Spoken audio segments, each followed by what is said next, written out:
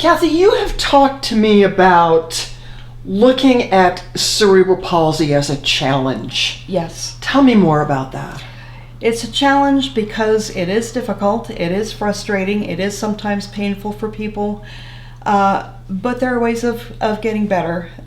We can't cure it, nobody can, but with small things that you choose to do every day, you can make movement a little bit easier.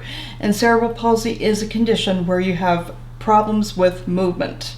Now that can strike you anywhere in the body, but if you use your body the way it was designed to be used, because all human bodies were designed to move, then over time, things get a little bit better. That's great. Tell me about your philosophy on curiosity. Curiosity is your best friend if you have cerebral palsy.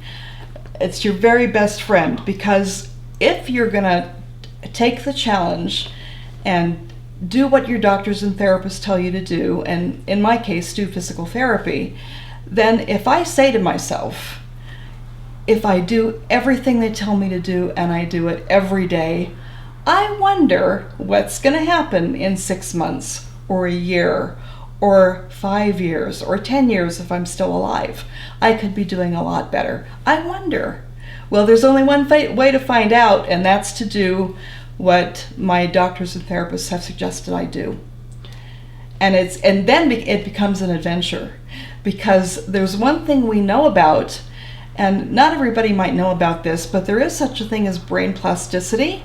And what that means is that the brain over time can change with practice. It's another version of practice makes perfect, except with cerebral palsy, we're not going to be perfect. Nobody is going to be absolutely perfect, but you get better is what that means. And so you practice and you get curious about it. And the great thing for me is I love the idea of neuroplasticity. My doctors and therapists get to learn about it. I get to live it! That's great. So it's about having curiosity and having hope. Yes. And taking advantage of that brain plasticity. That's right. You also talk about gratitude. Yes. How does that fit into your life with cerebral palsy? Well, there are things I can't do. There are a lot of things I can't do, and like I couldn't work at McDonald's, for instance, because you got to be a lot faster than I can be. And one thing I'm not is fast. I can do a lot of things, but I do them slowly, and I do them awkwardly when it comes to moving my legs. So I can't work at McDonald's because I can't do anything fast.